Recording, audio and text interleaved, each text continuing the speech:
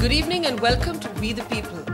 Sexual harassment remains, despite so much public debate, a minefield of controversy and often of ambiguity. What is that line, and is there a concrete line that actually distinguishes a consensual relationship at the workplace from an obvious case of harassment? The most recent controversy involving publishing icon David Davidar, wherein David Davidar claimed a consensual flirtatious relationship against the claims of Lisa Rundle, a former colleague who alleged harassment, a clear case of harassment, has only underlined the controversy. In India, despite clear guidelines being laid down by the Supreme Court 13 years ago, a draft bill on sexual harassment still awaits parliamentary consent.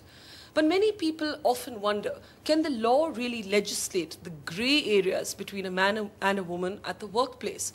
Also, does power and a power inequality by definition make a relationship non-consensual? And what about the cases that you sometimes hear of where a woman boss is charged with harassing a male subordinate?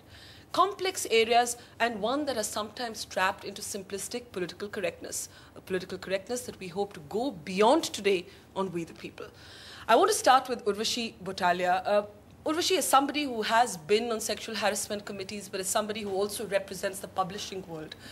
We saw when the David Davidar, Lisa Rundle case first hit the headlines, there was this reluctance in everybody who had known David to believe the complaint. And, everybody sort of said, well, maybe it was consensual, but it couldn't have been harassment. But in a sense, every complaint of sexual harassment does boil down to a he said, she said. How then do we navigate this space? And is it really a kind of grey space that has got trapped in certain constructs of now conventionally accepted wisdom? Barkha, I think it's a mix of the two, because there are some very, very clear things about what is sexual harassment and what is not, particularly in the workplace. The law defines it in very specific ways and tells you when that line is being crossed. But in human relationships, the law cannot always enter those grey areas that do exist in human relationships. And that is why, for example, in the David Davidar case, many people who knew David professionally could not believe that this could have been possible of the person they knew. And it is not until all the facts, and the facts are always in question because they are only known to the two people in that equation. But it's not until those come in front that you can actually reach a judgment. However, one thing that the law says very clearly, and I think that's important to remember, is that even if things are consensual, the moment the person who is not in a position of power finds it objectionable, you've crossed that line.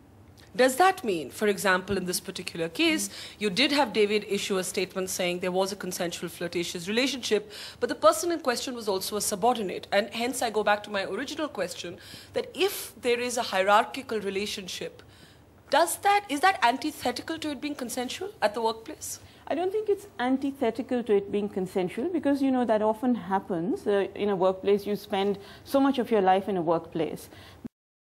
Tubar.com,